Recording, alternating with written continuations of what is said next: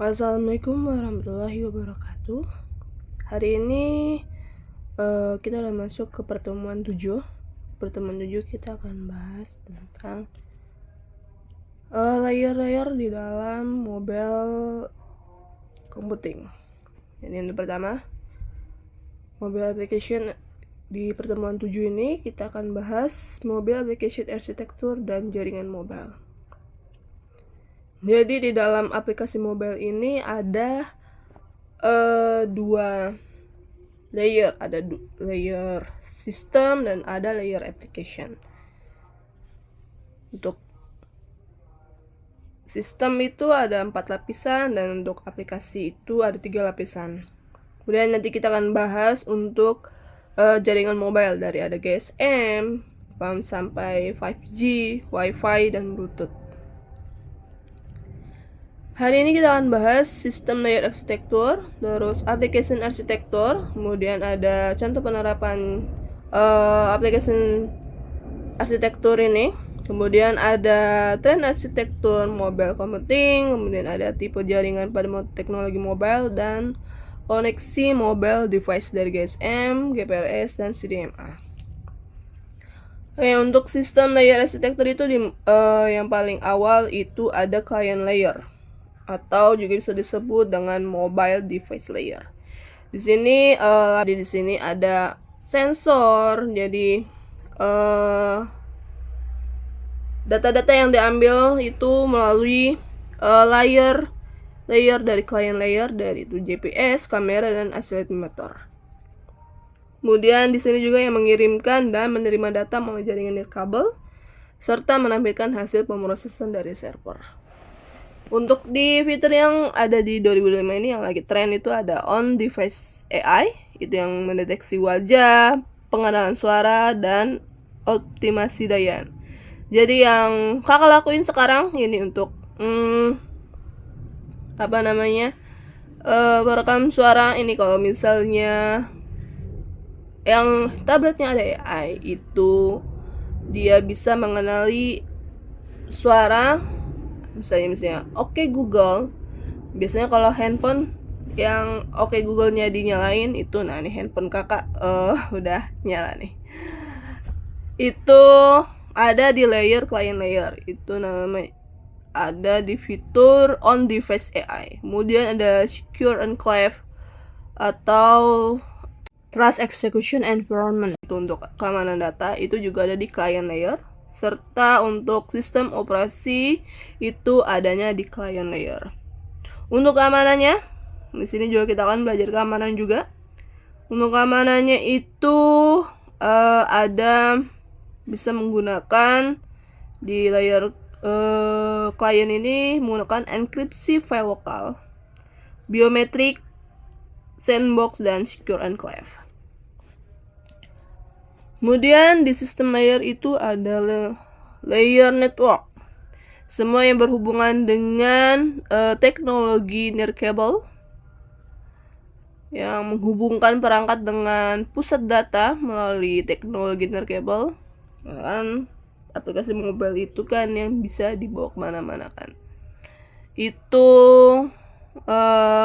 ada di layer network. Jadi lapisan ini mencakup WPAN, WLAN, WWN, 5G, atau nanti teknologi terbaru itu ada 6G, kemudian ada mobile edge computing, itu untuk pemrosesan dekat pengguna.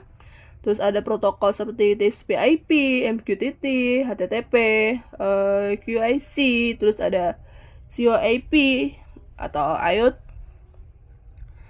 Terus untuk di layer network ini, dia itu berperan untuk mendukung seamless handover antar teknologi, jadi antara Wi-Fi dan 5G saling mendukung.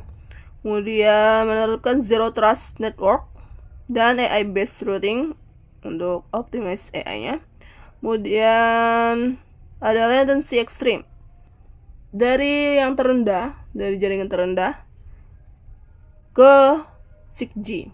Jadi untuk keamanan layer di network ini kita bisa menggunakan VPN, SSL atau TLS atau 5G ZTNA, terus menggunakan Zero Trust Authentication.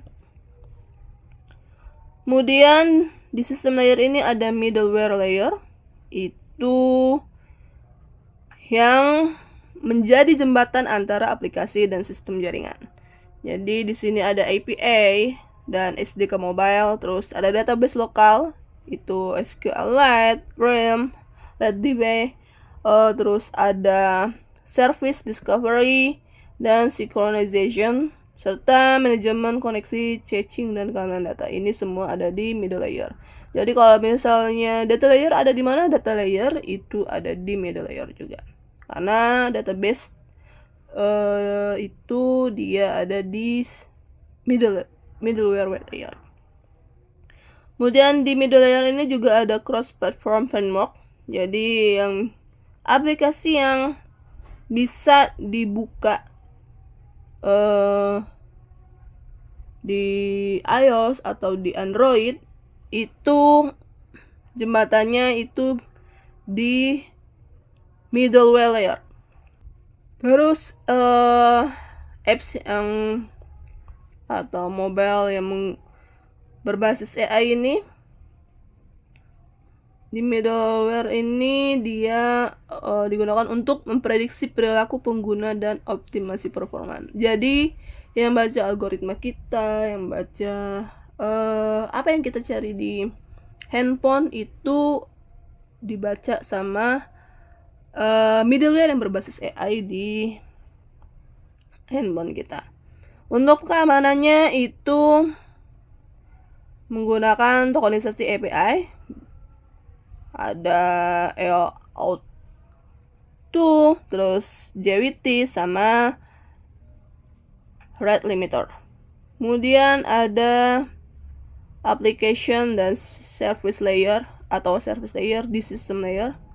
Ini dia menampung aplikasi dan layanan yang digunakan pengguna akhir. Jadi kayak misalnya mobile banking, e-learning, telemedicine, e-commerce, smart home, AR VR app, itu semuanya ada di layer application atau service layer. Ini aplikasi ini juga terhubung ke backend melalui API yang dikelola oleh server. Di application layer ini di 2025 ini juga digunakan untuk microservice di cloud, terus integrasi AI, inference API langsung di perangkat SAI deployment. Kemudian juga untuk penerapan progressive web untuk efisiensi lintas platform. Jadi untuk di system layer ini yang menjadi integrasi AI dengan inference API. Untuk keamanannya itu menggunakan input validation dan role based action, role based access. Kemudian di sistem layer arsitektur ada yang terakhir itu code layer atau backend layer. Jadi di sini semua pemrosesan dan penyimpanan data itu ada di cloud dan backend layer. Semua yang berhubungan dengan penyimpanan cloud itu ada di cloud layer. Entah itu dari layanan cloud storage-nya, analisisnya, atau AI service-nya. Terus dia juga yang mengelola database besar seperti SQL dan NoSQL. Kemudian juga menyediakan RESTful API atau GraphQL untuk komunikasi aplikasi. Untuk di cloud atau backend layer ini di tahun 2005 ini ada arsitektur serverless computing, itu bisa menggunakan AWS Lambda, terus menggunakan Google Cloud Run, ada juga Azure Function. Kemudian ada juga integration AI pipelines, itu machine learning model serving, itu ada di cloud layer. Kemudian juga digunakan untuk federated learning untuk menjaga privasi data pengguna. Untuk keamanannya di cloud ini bisa menggunakan multi-factor authentication, firewall, IDS atau IPS, encryption at rest, zero trust, dan PQC. Jadi untuk sistem layer ini Untuk di client layer itu fungsinya untuk perangkat pengguna, menangani UI, UX, input pengguna, cheats lokal. Itu ada contoh di sekarang itu ada Android atau iOS app sampai smartphone apps. Terus di lapisan network layer itu penghubung antara klien dan server. Jadi dia juga menangani komunikasi dari wireless, seluler, dan satelit. Itu ya 5G, yang terbaru juga nanti ada 6G, Wi-Fi, IoT, Bluetooth, itu semua ada di network layer.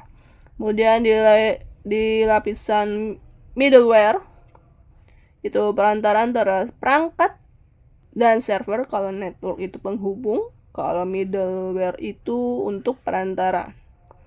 Jadi dia mengatur layanan umum dan koneksi. Itu di middleware. Itu menggunakan contohnya itu API Gateway, Firebase, iOS Amplify, MQTT Broker.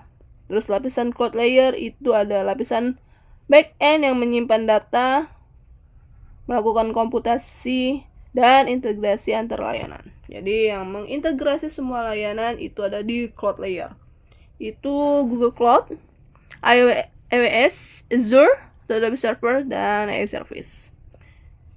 Kemudian ada arsitektur mobile computing modern.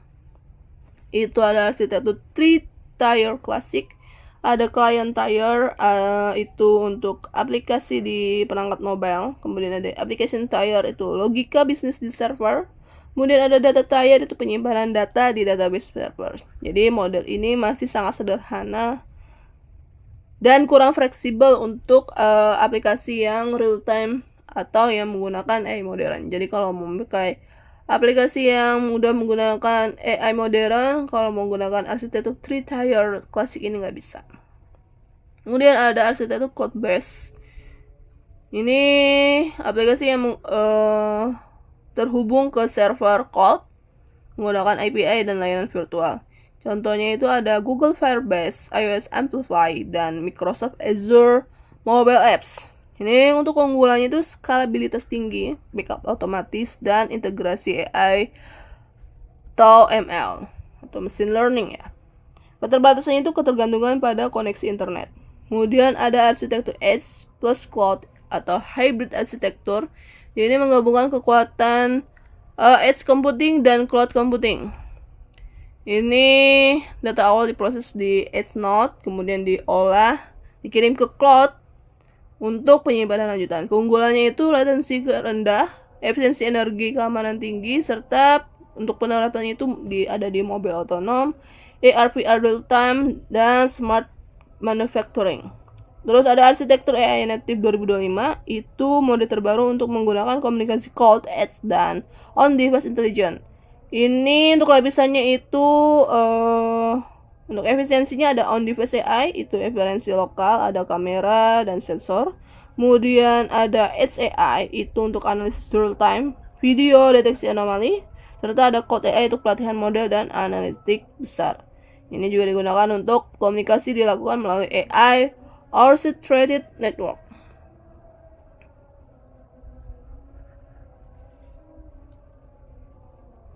Kemudian ada application layer arsitektur. Itu untuk lapisan paling awal itu ada presentation layer. Itu di sini yang menampilkan data ke pengguna dan menerima input. Itu ada di presentation layer. Kemudian juga yang berisi elemen UI dan UX. Serta juga yang digunakan di UX ini juga untuk mencakup performa, kecepatan respon, dan kepuasan pengguna itu ada di layer presentation. Komponennya itu ada UI komponen, terus ada UI process komponen, serta ada UX design flow. Untuk contohnya itu ada Flutter UI widget, terus ada Ray komponen, ada Jetpack Compose, dan Shift UI. Contoh sederhananya itu kayak tampilan halaman login, navigasi menu, animasi, desain layout, dan interaksi sentuhan itu ada di presentation layer. Kemudian ada layer bisnis. Di sini yang mengatur aturan, alur kerja, dan logika aplikasi, terus menerjemahkan kebutuhan bisnis menjadi tindakan logis, Serta lapisan ini juga yang menghubungkan antara data dan tampilan untuk memastikan fungsi berjalan sesuai aturan. Komponennya itu ada business entities, ada business component, ada business workflow, ada validation, dan rule engine. Contohnya itu ada view model, block, dan redux. Contoh sederhananya itu kayak validasi login, perhitungan harga, pengiriman data transaksi, dan notifikasi status pesanan itu ada di business layer.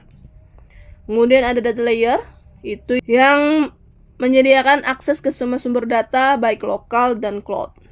Ini mengatur penyimpanan, caching, sinkronisasi, dan enkripsi data. Komponennya itu ada data access komponen, ada local database storage, ada remote data source, ada caching system, ada data mapping atau serialization, ada offline synchronization, kemudian ada encryption dan security storage, ada data helper, dan ada service agent. Contohnya itu ada sinkronisasi data dengan Firebase, caching data dengan SQLite, kemudian ada enkripsi penyimpanan lokal. Kemudian ada layer deployment layer, itu yang menangani bagaimana aplikasi dibangun, dirilis, dikonfigurasi, dan dijalankan di perangkat serta cloud. Fitur utamanya itu untuk membangun dan packaging. Jadi build dan packaging. Kemudian ada environment management, CI/CD pipeline. Ini metode DevOps, monitoring dan crash analytics, dan over the air update, remote config, dan feature to go. Jadi kalau mau update, mau membangun, atau mau kalian monitoring, itu ada di layernya namanya deployment layer. Contoh teknologinya itu ada Fastland, CodeMagic, GitHub Action, Firebase App, Distribution, Sentry, dan Crashlytics. Kemudian ada Cross-Cutting Console, itu lapisan ini yang mendukung semua lapisan lain, menyediakan layanan dan kontrol umum yang mempengaruhi seluruh lapisan. Contohnya itu ada security, dia melakukan notifikasi, enkripsi, izin akses, ada configuration yang mengatur environment, versi dan variable global, terus ada communication dan atau connectivity, terus ada logging dan error handling, terus ada configuration management, terus ada connectivity dan network monitoring, serta ada AI integration layer. Contohnya itu ada token based authentication, konfigurasi endpoint API, enkripsi AES di penyimpanan lokal. Kemudian yang terakhir ada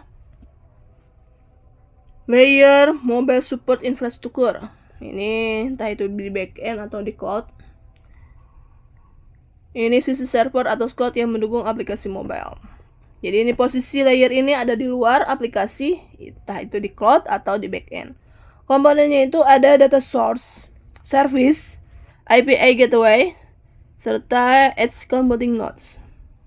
Untuk menyediakan data source dan service, itu menggunakan database cloud, API server, serta AI atau ML service, machine learning service. Jadi ini untuk gambaran dari modern computing arsitektur.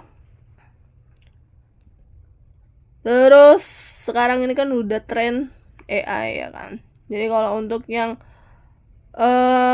AI ini bukan hanya ada di data doang, dia juga yang arsitekturnya ini yang melintasi bisnis dan data layer. Fungsinya ini untuk AI inference, NLP, chatbot, vision service, edge AI, serta model management. Contohnya itu ada TensorFlow Lite, ada Core ML, ada OpenAI API, kemudian ada Hugging Face Transformer, serta ada Google Vertex AI. Untuk peran AI integration ini untuk di lapisan presentation layer itu digunakan untuk Smart UI, untuk rekomendasi konten, chat assistant, dan voice UI. Kemudian untuk di lapisan business layer itu untuk prediksi perilaku pengguna serta analisis keputusan. Terus lapisan data layer itu digunakan untuk optimisasi penyimpanan, indeksi otomatis, dan caching adaptif. Terus di lapisan cross cutting concern itu untuk deteksi anomali keamanan, monitoring performa otomatis. Yang terakhir di lapisan code atau middleware ini, AI digunakan untuk pemrosesan machine learning, model AI, API Open AI, TensorFlow, serta Vertex AI. Untuk tren arsitektur mobil penting ini di tahun 2025 dan akan datang, itu ada tren serverless backend. Itu fungsinya otomatis tanpa konfigurasi server manual. Itu ada Firebase dan Superbase. Kemudian ada tren Edge AI dan 6G integration. Itu untuk pemrosesan data cerdas di sisi perangkat. Kemudian ada Quantum Safe Security, itu enkripsi generasi baru untuk data mobile. Kemudian ada Super App dan Mini Apps, itu platform tunggal berisi banyak layanan. Kemudian ada tren AR VR mobile interface, itu pengalaman spasial pada aplikasi mobile. Ini untuk hybrid mobile application architecture gambarannya. Kemudian untuk contoh penerapan nyata, itu misalnya ada mobile making app, itu menggunakan hybrid architecture. Dia front-end-nya di perangkat, middleware, dia menggunakan middleware juga, code server, database, dan analytic AI. Terus untuk AR Vision app itu kamera ponsel, AI interface, code update, dan hasil AR-nya always real time. Kita masuk ke tipe jaringan pada teknologi mobile. Pertama itu ada tipe jaringannya itu in-room network. Jadi dia ini perangkat komunikasi dengan jangkauan yang terbatas. Ada infrared. Jadi infrared ini jangkauannya hanya 50 meter dan bandwidth-nya itu 1 Mbps. Kalau kalian ada di era Sony Ericsson, itu caranya sama kayak airdrop, tapi dia bukan airdrop. Mana ya? Kalau airdrop itu kan tergantung jaringan kita dan dia juga menggunakan Bluetooth kalau airdrop itu. Tapi kalau infrared ini perangkatnya harus sama-sama ditempel. Itu menggunakan infrared. Kalau kalian pernah ada di era infrared, itu kalau digeser sedikit kadang gagal terkirim filenya. Kemudian ada radio frekuensi. Itu jangkauannya itu 1-100 meter dan kecepatannya 3 Mbps. Kemudian ada wireless LAN. Ini layanannya itu areanya itu mencapai 200 meter. Dia menggunakan standar utamanya IEEE 802.11. Biasanya ini yang digunakan di kampus. Di kampus itu kalau membuka server atau cloud-nya juga bisa menggunakan LAN.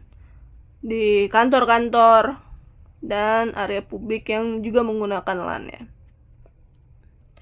Kemudian ada tipe jaringan broadband wireless network.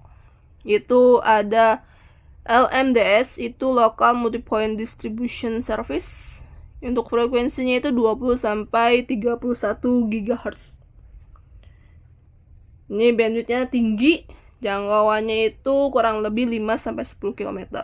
Kemudian ada MDS, itu ada multi-channel multi-point distribution service. Itu frekuensinya itu hanya 2 GHz. Tapi jangkauannya itu bisa sampai 50 km. Kemudian ada wireless wide area network atau WAN. Dirancang untuk transmisi data jarak jauh. Ini terdiri dari base station, network, control center, dan switching system. Digunakan untuk komunikasi data perusahaan atau operator seluler. Jadi operator seluler itu menggunakan namanya wireless wide area network. Dan memiliki cakupan luas dan mendukung mobilitas tinggi. entah itu 5G, 4G kalian itu tipe jaringan dari wireless wide area network. Kemudian ada tipe jaringan satellite based network, itu udah digunakan pada tahun 1960-an untuk relay suara, video, dan data. Cangkupannya itu global karena dia satelitnya itu ada di luar bumi, karena dia ada di angkasa. Itu ada jenis satelit yang berdasarkan orbit, nah jadi ada di orbit bumi juga. Itu ada GEOS, itu Geostationary Earth Orbit. Dia itu 35.786 km dari bumi, posisinya tetap di sana. Kemudian ada MEOS. MEOS itu Medium Earth Orbit. Dia ini hanya 10.000 km. Kemudian ada LEOS atau Low Earth Orbit, itu hanya 1.000 km, latensinya rendah dan cocok untuk komunikasi data cepat. Kemudian ini klasifikasi tipe jaringan mobil area. Ada WPAN, itu cakupannya 10 meter. Ini teknologi Bluetooth, Zigbee, dan NFC. Kecepatannya itu untuk di tahun 2005 ini ada 2 Mbps. Ini biasanya digunakan untuk wearable, IoT, dan sensor. Terus ada WAN, itu cakupannya itu 100 meter. Itu contoh teknologi itu Wi-Fi 6 sampai Wi-Fi 7. Kecepatannya itu di tahun ini bisa sampai 46 Gbps bits per second. Penggunaannya itu untuk di rumah, kampus, dan kantor. Terus ada WMAN, itu cakupannya hanya 5 km. Dia lebih luas dari WPAN dan WLAN. Itu contoh teknologinya ada WiMAX dan 5G Small Cell. Itu kecepatannya bisa sampai 1 Gbps per second. Jadi digunakan untuk di area perkotaan. Terus ada WWAN, itu lebih dari 5 km. Contoh teknologinya itu ada 4G LTE, 5G, 6G, dan satelit LEO. Ini kecepatannya itu di negara tertentu ya. Di Indonesia itu nggak ada yang nyampe sampai 1 terabits per second. Ini digunakan untuk komunikasi global. Jadi untuk WWAN ini dia jaringan nirkabel jarak pendek yang menghubungkan perangkat pribadi di sekitar pengguna. Itu jangkauannya kurang dari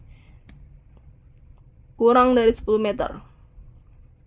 Kurang dari 10 meter itu ada Bluetooth, Zigbee, infrared, dan NFC atau Near Field Communication. Karakteristiknya ini tadi jangkauannya kurang dari 10 meter, kompresi datanya sangat rendah, transfer data kecil dan cepat. Jadi dia untuk perangkat wearable dan sensor IoT. Untuk di tahun 2005 ada Bluetooth 5.3, dia itu mendukung L-Education Audio dan Auracast. Terus ada Zigbee, ini beralih ke standar Matter, interoperabilitas, smart home, serta NFC untuk mobile payment dan digital ID.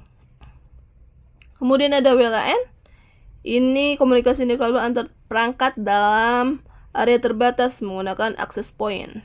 Teknologi utamanya itu Wi-Fi menggunakan IEEE 802.11, ini sama kayak tadi nih. Nih, karena sama WLAN juga. Tapi ini untuk area. Karakteristiknya ini jangkauan 50 sampai 100 meter, kecepatannya hingga 46 Gbps per second. Ini setara dengan Wi-Fi 7. Terus dapat digunakan untuk video streaming, e-learning, dan teleconference. Di 2005 ini ada Wi-Fi 7 untuk mendukung multi-link operation atau MLO, memungkinkan komunikasi simultan ke beberapa access point. Terus ada Wi-Fi sensing digunakan untuk deteksi gerakan dan keamanan ruangan. Ini juga digunakan untuk Wi-Fi di dalam rumah juga, jadi kayak Wi-Fi smart home ini menggunakan namanya WLAN. Kemudian ada WMAN. Dia cakupannya lebih luas sampai kilometer. Ini dulu awalnya digunakan menggunakan WiMAX IEEE 802.16. Tapi sekarang digantikan oleh 5G small cell dan jaringan hybrid. Karakteristiknya ini cakupan menengah, kota kecil. Mendukung akses broadband dan fixed wireless access. Terus digunakan untuk konektivitas industri dan area publik. Di tahun 2005 ini ada 5G non-public network atau NPN. Jadi menggantikan WiMAX sebagai solusi industri dan kampus. Kemudian komunikasi fiber backhaul dan 5G small cells meningkatkan efisiensi spektrum. Kemudian ada WWAN. Ini jaringan yang ada di smartphone kita. Ada awal-awal itu dulu ada GSM. Malah dulu juga ada yang namanya 1G, 1G. Sampai sekarang nanti akan ada sampai 6G. Ini teknologi seluler atau satelit untuk WWAN ini. Jadi GSM itu generasi 2G. Kecepatannya itu hanya 64 kilobit per second. Kalau kita lihat kecepatan dari kakak sing kurang ini ya, nggak terlalu merhatiin. Tapi kalau kalian perhatiin, kadang-kadang kalau kita lagi nonton streaming di handphone itu kan kadang kalau lagi lemot kita tuh lihat kecepatan di handphone kita ya. Tulisannya kadang 4G LTE, tapi kadang nggak nyampe 100 megabit per second. Kadang hanya cuma 1 megabit per second. Tapi nggak tahu kalau di negara lain itu mana kakak pernah tonton konten. Jadi emang di negara Korea itu benar-benar sampai kecepatannya itu gigahertz sampai gigabit per second. Jadi kalau mau download yang 10 giga itu cuma hanya sedetik doang. Ya karena kecepatannya sesuai dengan kecepatan aslinya dari teknologi 5G ini. Kalau di Indonesia ini kan tetap kita kan mau download yang 1 giga aja itu lama. Padahal kecepatannya itu kan 10 gigabit per second. Tapi kalau kalian perhatiin, ini kakak real time lihat ini ya. Sekarang kecepatan kakak ini lagi record sekarang ini itu hanya 3 kilobyte per detik per second. Berarti kan sebenarnya teknologi jaringan seluler kita itu nggak ada yang nyampe benar-benar sesuai dengan 4G yang LTE aja sampai 100 megabit per second. Tapi nyatanya kalau di Indonesia itu hanya kayak teknologi 3G malah. Itu paling cepet kakak pernah lihat itu di 1 megabit per second. Nggak nyampe 2 malah. Jadi ya WWAN untuk Indonesia, Wireless Wide Area Network atau jaringan seluler di Indonesia itu enggak sesuai dengan kecepatan dari teknologi 5G atau 4G yang seharusnya. Kemudian nanti akan ada teknologi 6G, yaitu menggabungkan terrestrial dan satelit untuk koneksi di area terpencil. Kemudian ada network slicing, itu memungkinkan layanan berbeda setiap jaringan, setiap layanan. Game nanti dia layanannya networknya berbeda, IoT serta industri, tapi menggunakan jaringan yang sama. Terus untuk yang 5G Advanced ini dia menghadirkan AI driven untuk optimization dan massive MIMO plus. Kemudian ada hybrid dan heterogeneous network atau HETNET. Jadi teknologi sekarang itu udah nggak bergantung pada satu jenis jaringan, bisa dikombinasi antara Wi-Fi, 5G dan satelit. Itu bisa disebut dengan HETNET atau heterogeneous network. Contohnya, smartphone bisa berpindah otomatis antara Wi-Fi dan 5G. Misalnya kalau kalian di handphone kalian menyalakan Wi-Fi dan 5G, kalau misalnya jaringan kalian mati, itu kalau Wi-Fi-nya posisinya hidup, dia langsung pindah ke Wi-Fi. Atau misalnya Wi-Fi-nya mati, jaringan kita nyala, ya dia langsung otomatis pindah ke jaringan selulernya. Terus di mobil otonom itu terhubung melalui 5G, edge server, dan satelit LEO. Karena itu menggunakan juga untuk navigation-nya. Terus smart city menggunakan campuran LPWAN, Wi-Fi, dan jaringan seluler.